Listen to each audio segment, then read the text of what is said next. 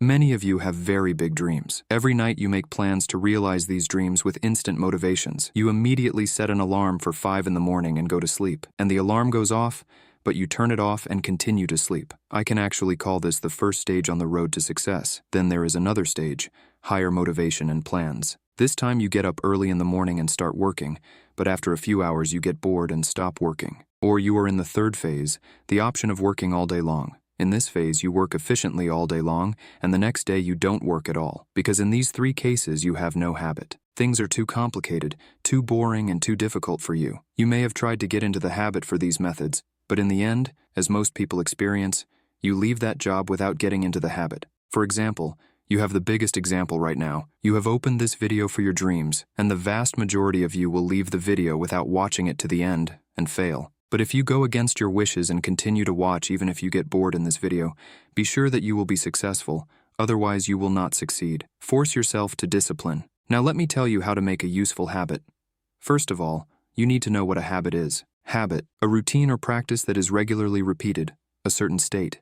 It's an automatic reaction. In other words, no matter what you do, a routine is needed for the habit. So how do we create this routine? First of all, as mentioned in the book Atomic Habits, we need to divide habits into atoms. Ups. How so? Let me explain immediately. After you start a job, why can't you continue that job? It's hard. Yes, this is the main reason. Because the part of the brain we call the limbic system does not want things that are difficult. It perceives them as bad. This is the main reason why you don't want it when a big job stands in front of you. So what we need to do is to fool the part of the brain called the limbic system. So how will this happen? Let me explain with tactics.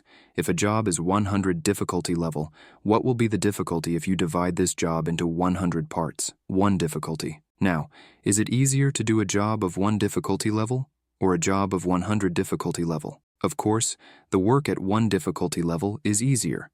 So first, create a plan and divide this plan into as many parts as possible. For example, you want to get into the habit of meditating.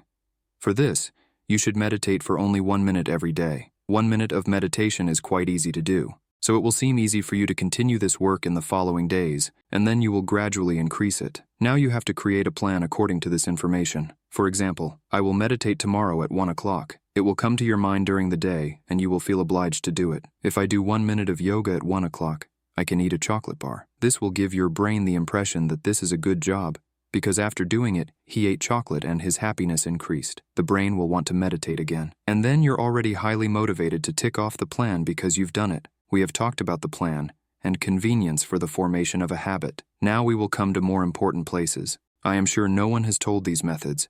You may have made a plan, but what if you forget that plan? Then you will not gain the habit. So what you want to do should be in your mind. But we are all human. Of course we forget. So how will you prevent this? For example, I associate the flower with meditation. Every time I see a flower, I think of meditation, so I have no chance of not doing that job during the day. For example, is the claim to watch the video we mentioned at the beginning until the end in your mind? For example, think about this. You want to study, but your books are in hundreds of books, and it is already very difficult to get it out of there. When you see this difficulty, even if studying is easy, you will not start that work, so put what you want to form a habit in front of your eyes and access it very easily. For example, prepare your sports bag in advance to go to the gym so you can start more easily. Now you can get started, but there are some things again. For example, you want to meditate. It may not be very healthy to do it in a different place every day. Why? Because as I just mentioned, your brain has to adapt to something, for example, a flower. So wherever you are doing the work, for example, in a yellow armchair, in that yellow armchair, just read a book. In the red armchair, deal with the phone. If you do both in the same place, your brain will get confused in this case, and you will not be able to form an effective habit.